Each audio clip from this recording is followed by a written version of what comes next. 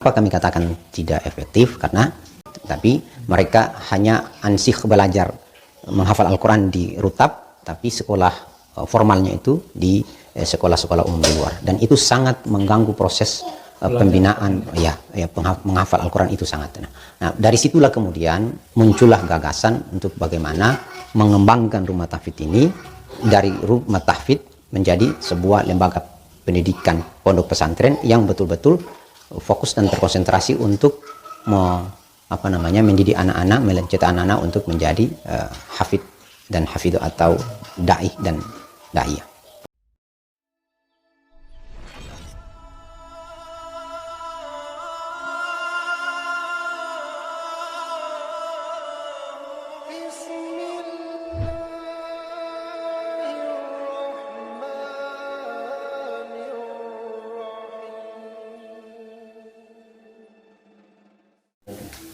Assalamualaikum warahmatullahi wabarakatuh.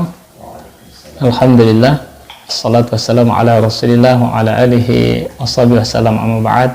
Pemirsa yang insyaallah dimuliakan oleh Allah, alhamdulillah hari ini kita berjumpa lagi bersama-sama saya Anin Lihi di Da'wah Maluku. Hari ini saya berada di pesantren Ya Bunaya. Di hadapan saya sudah ada Mudirul Ma'had, ya, Ustadz Abdul Latif Ubula, SOS MPD.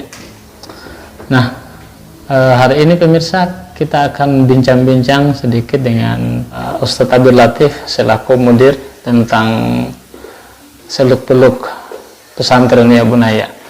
Ya, ngomong-ngomong ini Ustadz punya kabar bagaimana ini?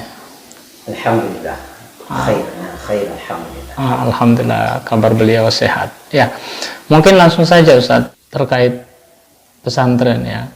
Sebenarnya apa gagasan utama sehingga pesantren ini bisa berdiri, Ustadz? Baik, terima kasih. Bismillah. Assalamualaikum warahmatullahi wabarakatuh. Waalaikumsalam. Hamdan wa syukran wa salatan wa salaman ala Sayyidina Rasulillah wa ala alihi wa sahbihi wa mawala. Alhamdulillah, syukur hari ini pondok pesantren Ya Bunaya, alhamdulillah kedatangan Ustadz Anin merupakan sebuah kehormatan di pondok pesantren ini, alhamdulillah. Nah, terkait dengan pondok pesantren di tahfidzil Quran Ya Bunaya, saya ingin menceritakan sedikit cikal bakal dari lahirnya Ma'had di tahfidzil Quran Ya Bunaya ini. Sebelumnya itu dia terbentuk disebut dengan rumah tahfidz. Nah, awalnya rumah tahfidz. Nah, rumah tahfidz namanya Rutab, rumah tahfidz Basmalah. Lokasinya di mana? Lokasinya di Bandar Angin. Bandar Angin. Lokasinya di Bandar Angin. Iya. Lokasinya di Bandar Angin, di Kediaman. Nah, berjalan kurang lebih 2 tahun. Nah, kemudian dalam perjalanan itu ada hal-hal yang perlu dievaluasi. Setelah evaluasi, ternyata rumah tahfidz itu dalam pandangan kami tidak begitu efektif untuk bagaimana pengembangan pendidikan anak-anak. Kenapa kami katakan tidak efektif? Karena rumah tahfidz ini dia non formal. Artinya bahwa santrinya itu tidak utuh santri rumah tahfidz, tapi mereka hanya ansih belajar menghafal Al-Quran di rutab, tapi sekolah formalnya itu di sekolah-sekolah umum di luar, dan itu sangat mengganggu proses pembinaan menghafal Al-Quran itu sangat. Nah, dari situlah kemudian muncullah gagasan untuk bagaimana mengembangkan rumah tahfidz ini dari rumah tahfidz menjadi sebuah lembaga pendidikan pondok pesantren yang betul-betul fokus dan terkonsentrasi untuk mendidik anak-anak, mencetak anak-anak untuk menjadi hafid dan hafidh atau dai dan dai. Tapi kan waktu itu tentu belum ada tempat untuk dialihkan, misalnya dari rumah tahfidz yang awalnya di Ustadz punya rumah, akhirnya bagaimana bisa sampai di sini Ustadz? sekarang Baik. kita berada di kantor ini. Ya, ya. Setelah rumah tahfidz itu dia berjalan tidak maksimal lagi, maka saya sebagai pengelola rumah tahfidz itu kemudian bekerja keras untuk mencari lokasi yang tepat, yang cocok untuk membangun pesantren sementara. Nah, dapatlah ini rumah yang tadinya itu dikontrak oleh perusahaan modern, ditinggal kosong begitu, kemudian qadarullah Allah memberikan petunjuk dan katong dapatkan tempat ini ya, sehingga tempat ini sementara ini kita kontrak selama 2 tahun untuk pondok pesantren di Tahfidzul Quran Ya Bunaya. Jadi ini Kontrak, ini masih kontraknya 2 tahun. Kita kontrak selama 2 tahun. Insya Allah. Kabarnya tadi katanya sudah dapat tanah ya Ustaz, lokasi tanah untuk dibangun mungkin permanen begitu kan? Ya alhamdulillah saat ini Ya Bunaya kita lagi dalam upaya untuk pembebasan lahan. Nah, saat ini kita ada lokasi untuk pondok pesantren seluas 1 hektar lebih. Alhamdulillah, dan sementara ini kita masih berupaya untuk bagaimana bisa membebaskan lahan pondok pesantren itu. Tapi tentu kan butuh dana apa gitu. Kira-kira dananya bagaimana? Ya. Apakah ada yang menjadi donatur atau memang atau masih mencari atau gimana Ustaz? Ya.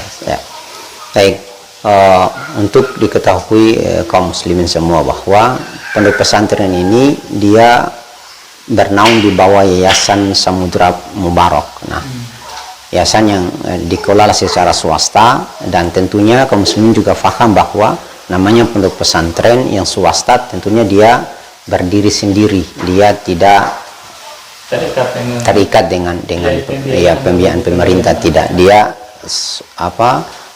berdiri sendiri, ya swasta, mandiri, dia mandiri. Nah, tentunya lahan yang mau kita bebaskan ini itu dia membutuhkan dana yang besar, dan kaum muslim juga paham bahwa pesantren yayasan tidak punya uang sebesar itu. Nilai lahan yang mau dibebaskan itu seharga 1 hektar seharga 356 juta.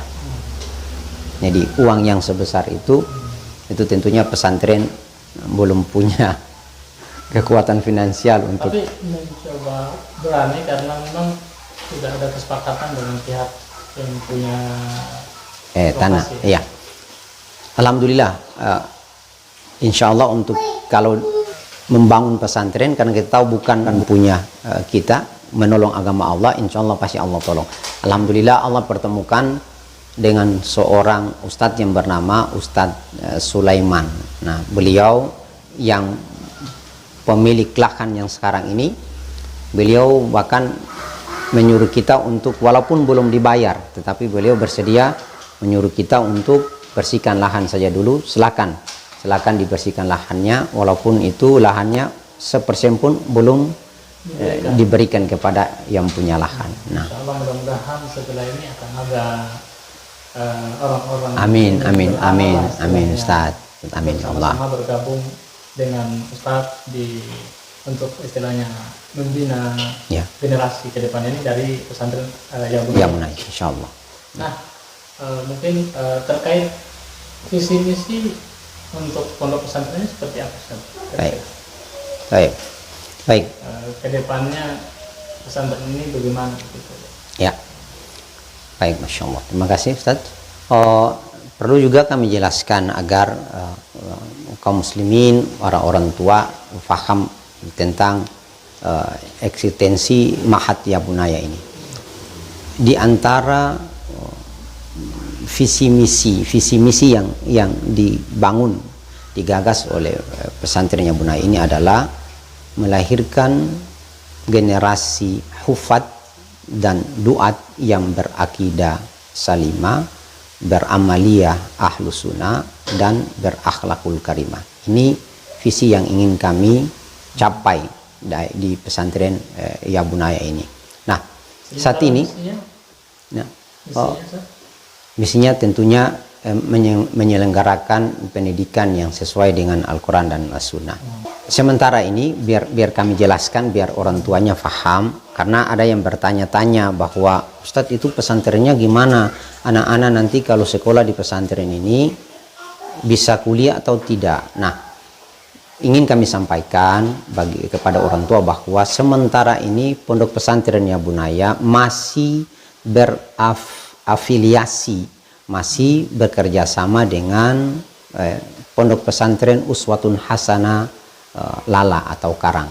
Nah, jadi kami masih bahkan dikatakan kami ini merupakan kelas B-nya Uswatun Hasanah. Nah, jadi anak-anak bapak ibu kaum muslimin yang sekolah di Yabunaya itu mereka nanti akan mendapatkan 2 ijazah. Yang pertama yaitu ijazah Uswatun Hasanah, dan yang kedua ijazah Mahad di Tahfidzul Quran Yabunaya. Nah, ijazah Uswatun Hasanah tentunya legalitasnya tidak perlu ditanyakan lagi, begitu ya. Untuk saat ini. Nah, kedepannya seperti yang kami jelaskan dalam brosur itu, bahwa kedepannya Bapak Ibu muslimin, insya Allah Mahad Yabunaya akan menyelenggarakan pendidikan Madrasah Muallimin Al-Islamiyah yang dia juga setara dengan setara dengan aliyah, dan itu legalitasnya sah. Itu diatur dalam undang-undang itu, ya, begitu. Terus selama ini sudah berapa tahun berjalan ini, kira-kira sudah ada alumni tadi? Belum, saat ini belum ada alumni karena Mahad Yabunaya ini belum juga ada setahun, Tan. Belum ada setahun. Dia mulai Juni 2023 kemarin. Nah, jadi belum ada setahun. Belum ada setahun. Jadi baru jalan. Tapi ada santrinya juga ya? Alhamdulillah sekarang untuk angkatan pertama mereka jumlahnya 7 orang, 7 santri. Nah, dan kami sampaikan juga bagi kaum muslimin, kami mengajak gini, bahwa kami membangun pesantren itu bukan untuk mengejar materi, bukan. Agar diketahui bahwa santri-santri kami di sini ini santri yang boleh dikata tidak ada yang tidak mampu, sehingga pesantren pun membebaskan mereka untuk tidak membayar SPP-nya. Jadi mereka tidak berbayar, ada yang berbayar, yang mampu berbayar, dan yang tidak mampu pun mereka tidak berbayar. Tidak dibebani untuk membayar biaya SPP-nya, tidak. Nah, begitu. Alhamdulillah baru 7 santri, insya Allah. Nah, karena ini awal ya? Awal, ya. Tahun ajaran angkatan pertama 7 santri. Nah, sebagai tambahan juga bahwa saat ini alhamdulillah kami sudah membuka pendaftaran penerimaan santri baru tahun ajar 2024-2025. Jadi mungkin kaum muslimin, orang tua yang ingin menitipkan anaknya di Yabunaya, ya tafadhol, silakan boleh berkunjung ke pesantren Yabunaya. Jadi kamar yang disiapkan untuk santri-santri? Ya, insya Allah kamar yang disediakan untuk santri ada berapa kira-kira? Kamarnya insya Allah tercukupi, karena santri tidur itu menggunakan ranjang susun. Ya, kita menggunakan ranjang susun, ya. Jadi ada satu kamar ada 8 orang menggunakan ranjang susun, tergantung kapasitas kamarnya. Kalau kamarnya kecil, maka nanti satu kamar itu palingan cuma 4 orang. Nah, tapi kalau kamarnya yang besar, maka satu kamar itu ada sekitar 8 orang. Nah, jadi ini yang sekarang kita lagi tempat ini, kita duduk sekarang ini di ruang untuk putri. Ya, adapun untuk putra itu mereka di ruang belakang, di lantai belakang. Jadi terpisah. Ya, Ustaz, barangkali ada program-program yang perlu dijelaskan untuk menambah ketertarikan saya. Masyarakat yang ingin memasukkan anaknya di pondok ini, Ustaz. Ya, baik. Programnya apa saja kira-kira? Baik, syukur. Baik. program utama kita yaitu adalah ingin mencetak anak-anak yang menjadi seorang hafidh-hafidhah. Maka target kita adalah ketika santri dia selesai dari Yabunaya ini, setidaknya santri dia harus mampu menyelesaikan hafalan sebanyak 15 juz. Selama 3 tahun itu santri harus bisa menghatamkan hafalan sebanyak 15 juz. Itu target besar kita. Nah, ada kegiatan-kegiatan lain yang tentunya pertama yaitu kegiatan formal sendiri di klasikal, yaitu ansih pelajaran diniyah, ya, bahasa Arab, fikih, akidah, hadis, mahfudot dan sebagainya, bahasa Inggris dan sebagainya. Nah, kemudian kegiatan ekstrakurikulernya juga ada, ya. Ada ekstrakurikuler berupa nanti ada muhadharah, ya. Muhadharah itu apa? Muhadharah itu adalah latihan ceramah bagi santri-santri, baik santri putra maupun santri putri. Itu setiap malam Ahad itu jadwal muhadharah. Mereka diberikan kesempatan untuk melatih diri, mengupgrade diri mereka untuk menjadi seorang dai atau duat tadi itu. Kemudian ada juga, jadi kegiatan aktivitas harian itu bangun pagi, ya, sholat subuh, sholat tahajud subuh, kemudian pagi harinya menghafal Al-Quran, kemudian store hafalannya, kemudian setelah itu jam 7-nya itu mereka sarapan, jam setengah 8 masuk kelasnya, kemudian sampai jam 9 lewat itu sholat duha, kemudian sampai jam 12 setengah 1 itu mereka sholat duhur makan siang, istirahat. Nah, sorenya itu lanjut lagi dengan kajian-kajian pembinaan, kemudian sampai maghrib. Begitu seterusnya jadwalnya. Ada juga kegiatan ekstrakurikuler berupa bela diri, nah, ada tilawah, nah, kemudian ada kajian-kajian lain dari ustadz-ustadz seperti Ustadz Muqaddar, Ustadz Toha, nah, Ustadz Murtado dan sebagainya itu. Gitu. Insya Allah luar biasa ya. Pemirsa, pesantren Yabunaya ini baru beberapa bulan ya Ustaz ya. Ya. Tahun belum cukup. Belum, ya, betul. Jadi ini pesantren masih baru dan punya program-program yang begitu luar biasa, menarik ya. Insya Allah jika Bapak Ibu menitipkan anak-anaknya untuk belajar di sini, mereka diusahakan untuk menjadi hafiz-hafiz Quran, Insya Allah. akhlakul karimah, Iya. begitu ya. Ya. Sebagai penutup, Ustaz, mungkin santri-santri di sini yang masuk itu apakah setara SD, SMP, SMA? Baik. Kemudian sebagai penutup, Ustaz, bagaimana pesannya yang akan disampaikan kepada pemirsa sehingga mungkin ya mereka bisa mungkin ada yang mau membantu bekerja sama dengan pesantren ini, insya Allah. Baik. Santri yang diterima di Mahat Yabunaya itu adalah santri yang alumni atau lulusan MTS, SMP atau yang sederajat. Karena Yabunaya ini dia menyelenggarakan pendidikan setingkat dengan aliyah. Jadi setingkat dengan aliyah atau SMA. Nah, jadi begitu.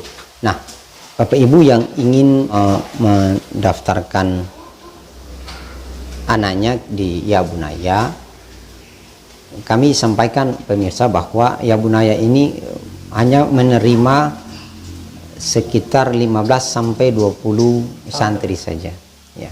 Saat ini kapasitas kami hanya bisa menampung 15 sampai 20 santri. Jadi kalau Bapak Ibu yang ingin, pemirsa yang ingin mendaftarkan anaknya, menitipkan anaknya kepada kami di Mahat Yabunaya, boleh secepatnya untuk mendaftar, karena saat ini kapasitasnya saja sudah terdaftar ini sudah sekitar 10 lebih, ya, sudah terdaftar, ya.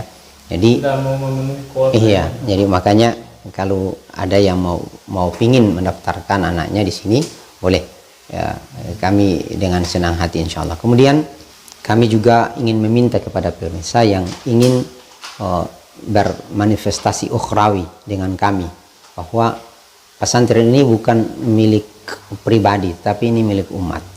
Jadi kami mengajak semua untuk kita fastabiqul khairat, kita saling membantu, saling mendukung untuk bagaimana kita berkontribusi bersama bagaimana untuk membangun umat. Pemirsa, anak itu adalah aset masa depan orang tuanya, ya.